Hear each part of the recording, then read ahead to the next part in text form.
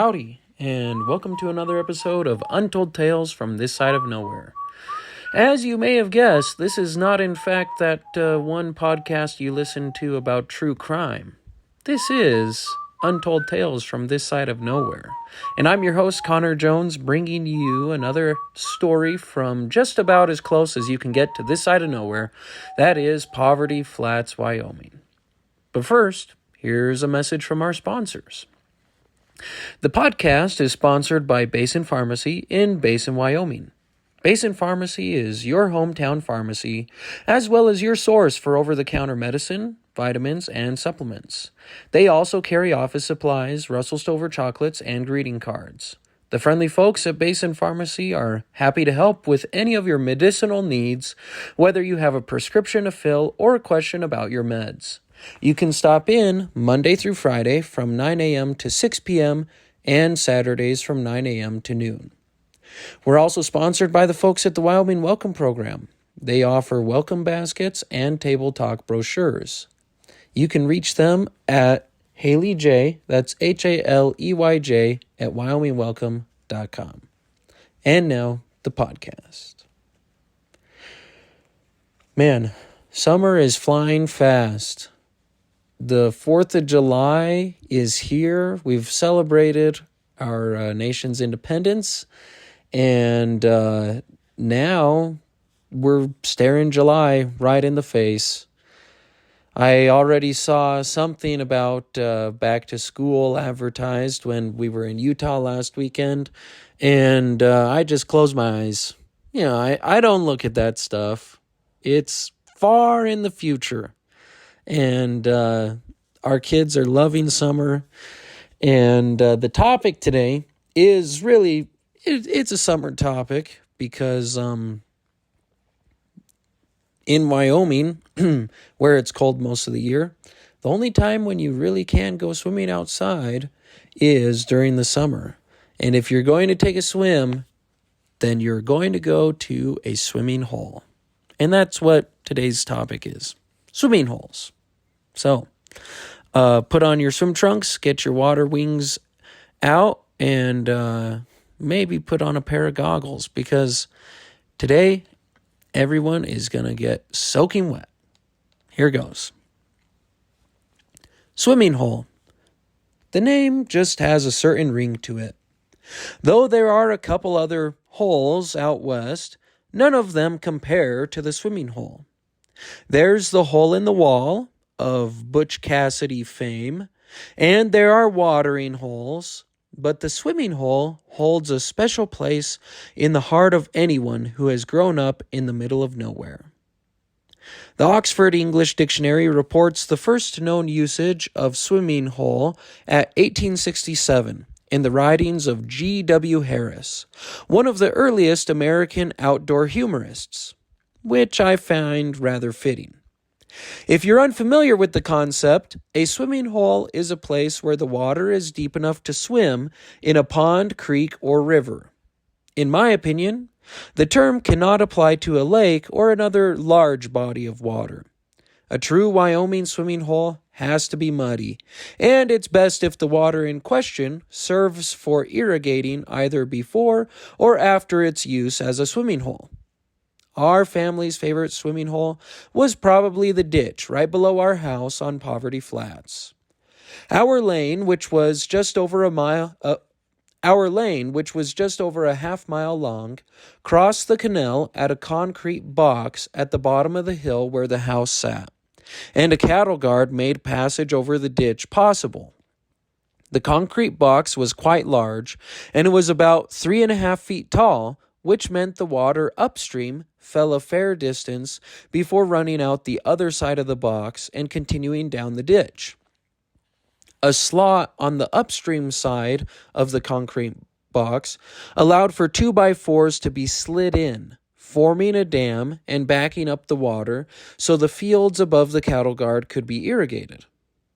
When the water came out of the box, it fell another foot or so, and over time developed the swimming hole we so loved. At its highest volume, the swimming hole was perhaps 3 feet deep, which by my calculations is just about the right depth for a swimming hole. It was always interesting getting down to the swimming hole. We would don our swimsuits and walk down the gravel lane to the bottom of the hill, then cross the barbed wire fence, being careful not to snag our towels, or worse, our swimsuits, on the wire as we ducked between strands. You had to avoid thorns, rocks, which were painful for bare feet, and even snakes. Let me tell you, a concrete swimming pool in a climate regulated Let me tell you, a concrete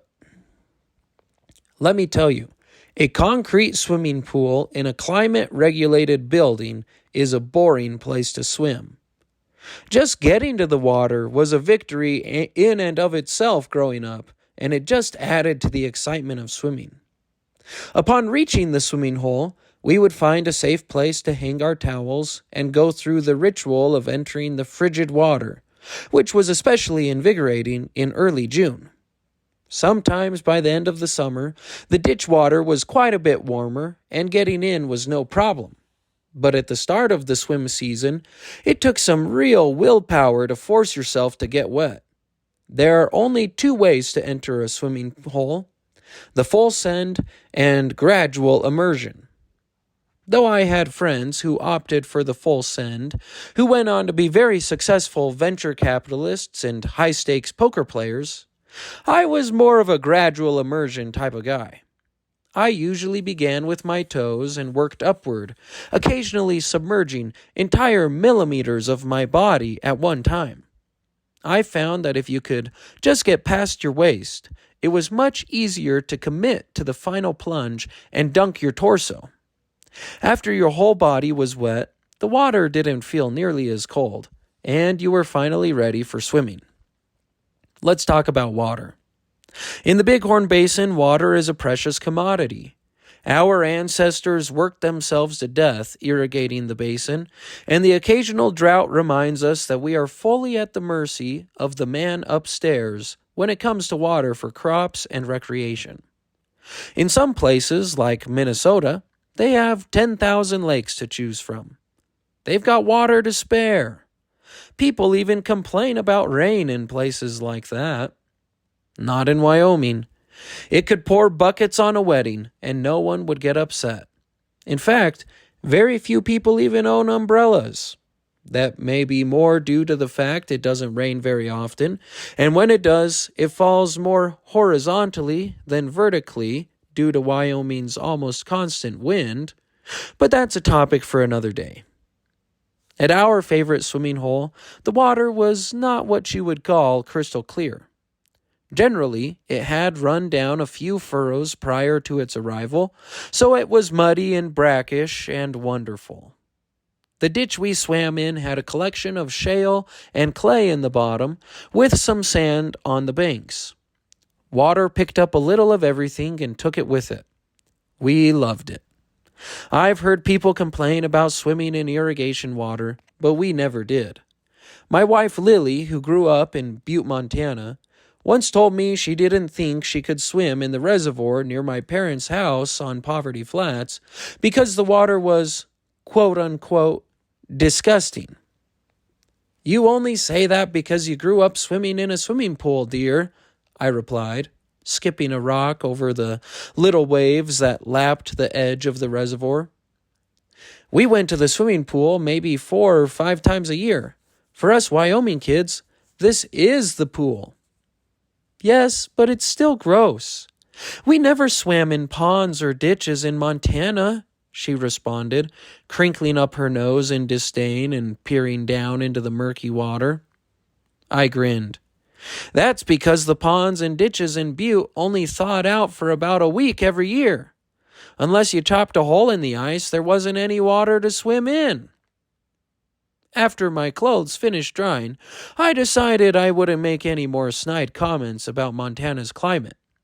Maybe they didn't swim in reservoirs and ponds in Montana, but my wife still knew how to shove a guy into a lake. Did I mention the water is very cold in early June? In the ditch below the house, we'd start by exploring the swimming hole where the water came out of the concrete box. Depending on the flow, the water could be deeper on some days than others, and we would wade into the pool, leaning into the current and stepping gingerly over the sharper rocks.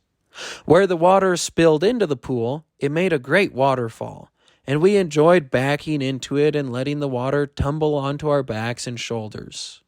Once in a while, you could catch a water snake, and there were always water skippers, those bugs with the really long legs that float on top of the water. The sound of the water rushing out of the box made a constant rumble, but you could still hear the occasional meadowlark or sandhill crane singing in a nearby field. Irrigation water has a distinct, almost earthy smell. Some would even say it stinks. Cough, cough, Lily. To us, though, it was just the smell of swimming.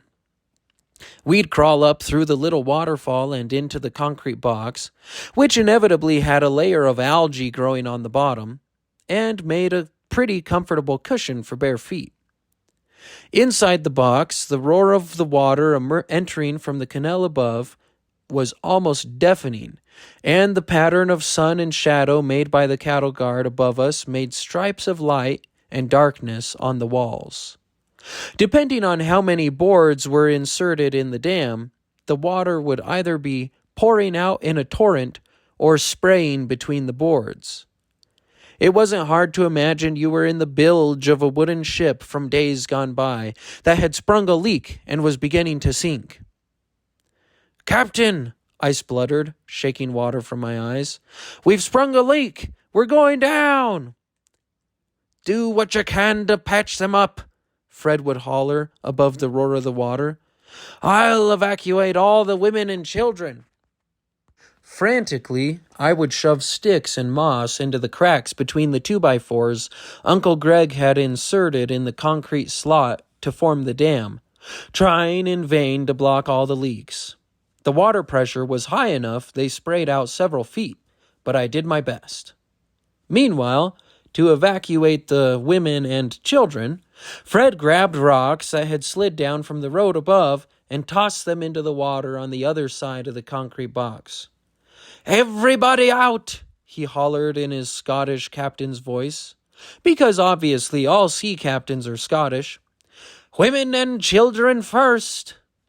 "Wait, I can't swim! I can't swim!" he wailed in a high-pitched voice.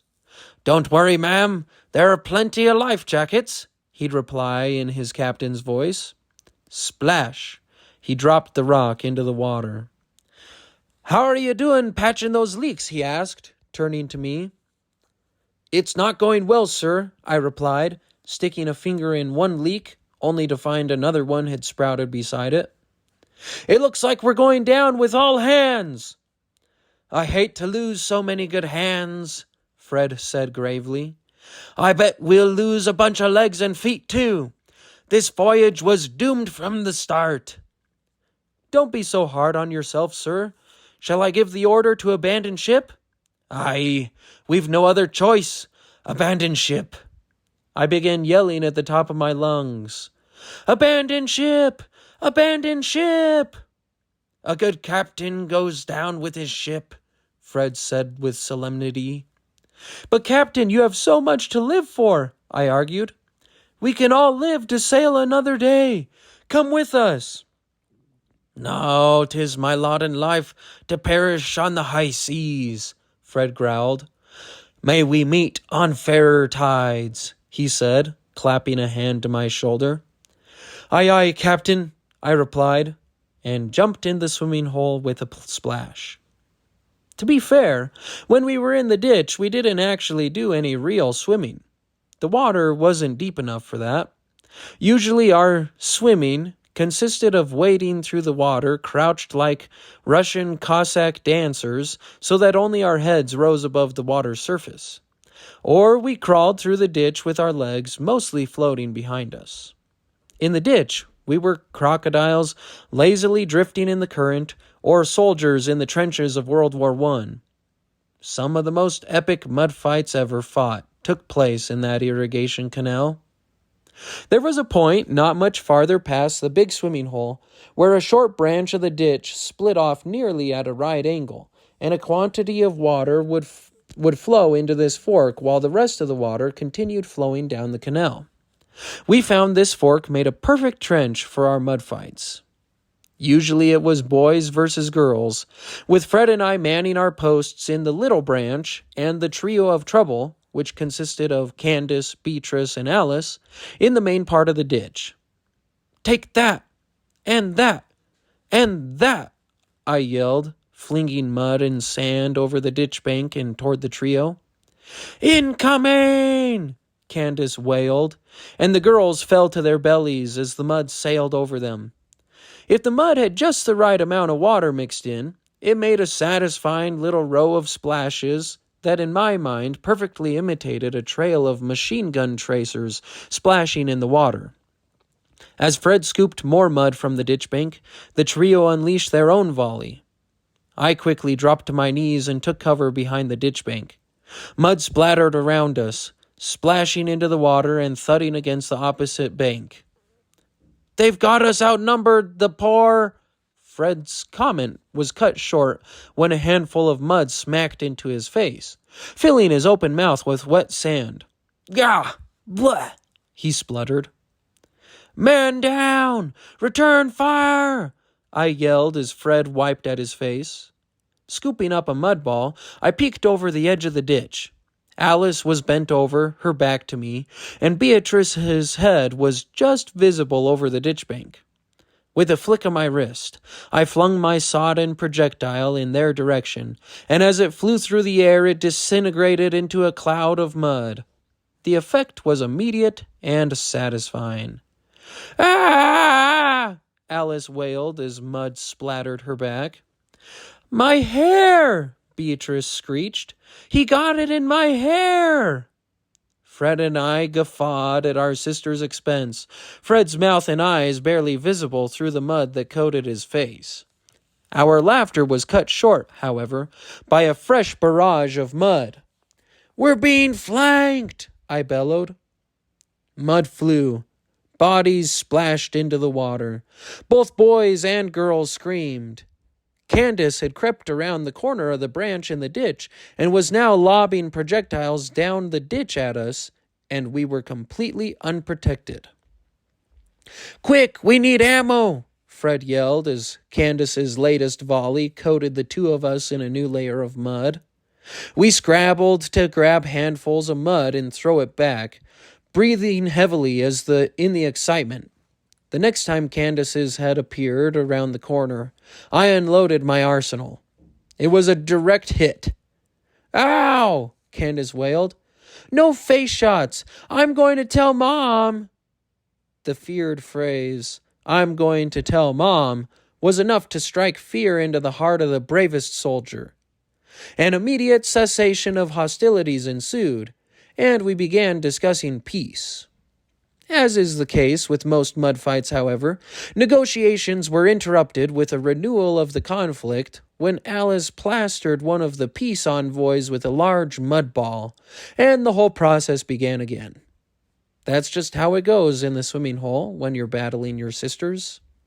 There's no honor among older sisters. I don't go to the swimming hole anymore. From time to time, I'll take my kids to Horseshoe Bend or the Wardell or Harrington reservoirs. Most often, we'll fill the inflatable pool in the backyard with water and run the sprinklers. Somehow, the pink and white pool, with its sparkling clean water, just isn't the same. However, as the boys run around in the grass, dig mud out of that one corner of the yard where I can't seem to get the lawn to grow, and race their little matchbox cars down the slide into the kiddie pool, something starts to happen. The pool, once brightly colored and proudly inflated, starts to deflate a little. The water, once crystal clear, collects a layer of grass and gets clouded with mud. Before my eyes, the inflatable pool changes from the picturesque kiddie pool of suburbia into something different, something a little more rural. Before I know it, I'm scooping up a handful of mud and forming a ball. "Hey, Junior," I holler, "want to have a mud fight?" And before I know it, we're back at the swimming hole. Well, there you go. Another untold tale from this side of nowhere. Perhaps you have some experience with swimming holes, whether you've grown up in the West or not. But if you do, I'd love to hear about it. You can respond to this episode when it drops on Facebook with a Facebook message, or you can shoot us an email. Shout out to my sister Brenna, who suggested this topic, and we got to get her on this podcast as a guest here soon. So thanks, Brenna. I had a fun time writing this one and reliving experiences mud fighting. I'm sure you still have a little mud in your hair, and I still have some sand in my teeth after all of these years. But all good things must come to an end, and this podcast episode is just about gotten there. So, thanks again for listening to another untold tale from this side of nowhere, where we work twice as hard for half as much and still find time for the important things, like fishing. See you next time, folks.